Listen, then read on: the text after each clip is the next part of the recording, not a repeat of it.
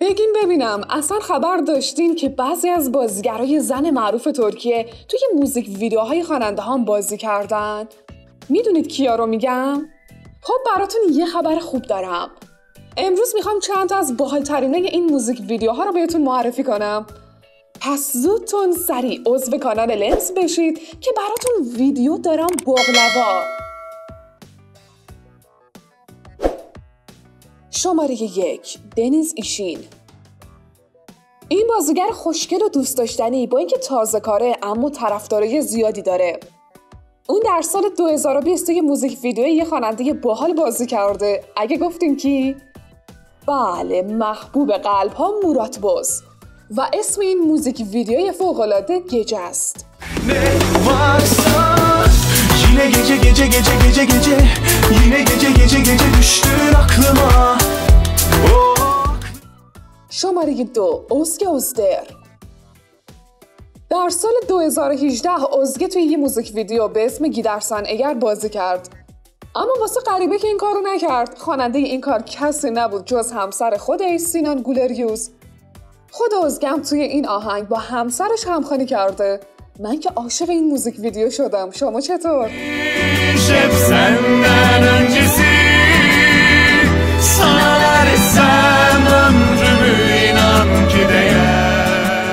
شماره 3 الچین سانگو.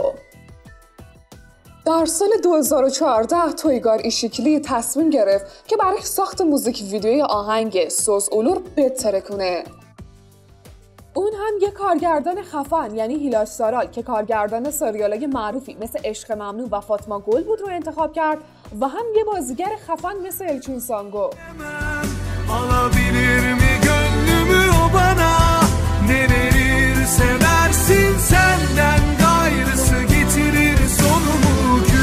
شماره 4 ادا اجه. خواننده ترک آیشه گل آلدینچ یه آهنگ خیلی خوشگل به اسم دوروم لیلا داره که اونو با گوکان تورکمن اجرا کرده. اما باید بگم که علاوه بر آهنگ، موزیک ویدیوی اونم که در سال 2016 ساخته شده فوق‌العاده است و توی اون 5 تا داستان مختلف احساسی شما رو تحت تاثیر قرار میدن. یکی از کسایی که توی این موزیک ویدیو بازی کرده کسی نیست جز ادا اجه شیرین و دوست داشتنی.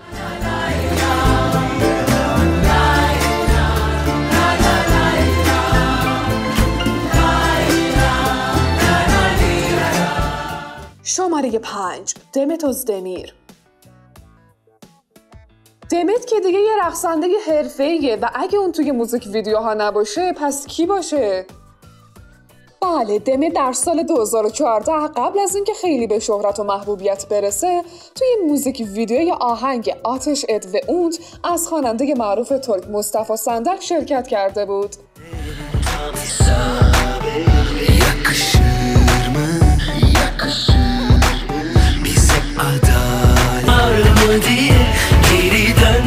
شماره 6 هانده دواندمیر.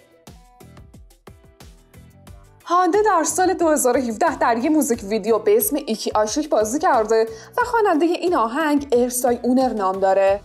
İki aşık kafaları karışık bir sağa çarptık bir sola çarptık nasıl bitti biz de şaşırdık. میخواین بدونین عشق کدوم زوج بود که با بازی توی یه موزیک ویدیو شروع شد؟ پس جایی نرید و با عضویت توی کانال لنس با ما همراه باشید. شماره 7 دنیز بایسال. در سال 2016 گروه کلپا به دنیز بایسال پیشنهاد بازی توی یکی از موزیک ویدیوهاشون رو به اسم تاسما دادن. خواننده اون آهنگ بارش یورچو هم قرار بود توی اون موزیک ویدیو بازی کنه. اما دنیز اون موقع خبر نداشت که این کلیپ قرار سبب خیر بشه و بارش یورچو هم بشه همسر آیندهش.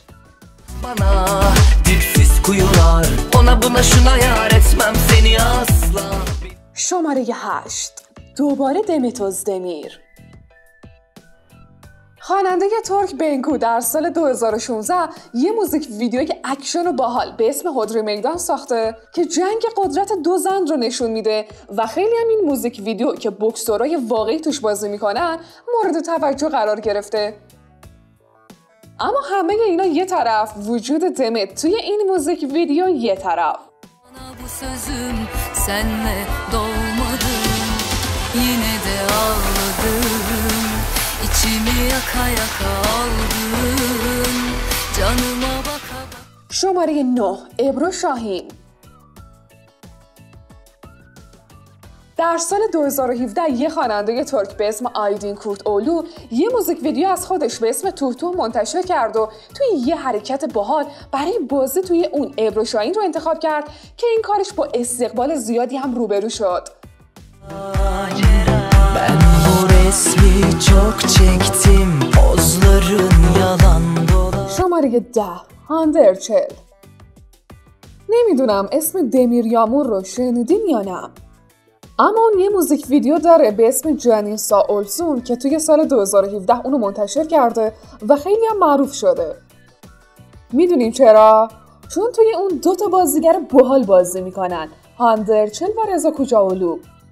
نظرتون در مورد ترکیب این زوج چیه؟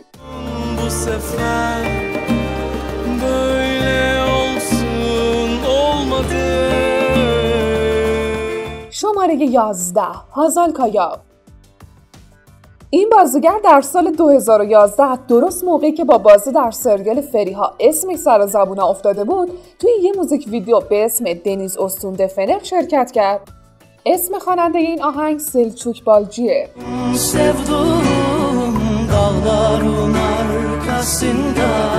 شماره 12 برنساد. همسر برن کناندولو در سال 2018 یه موزیک ویدیوی باحال به اسم ایسیز آدا از خودش منتشر کرد. رقص هماهنگ حیوانات و آدما توی این موزیک ویدیو اونو خیلی دیدنی و جذاب کرده و برن هم با رقص زیبای خودش توی این کلیپ حضور داره.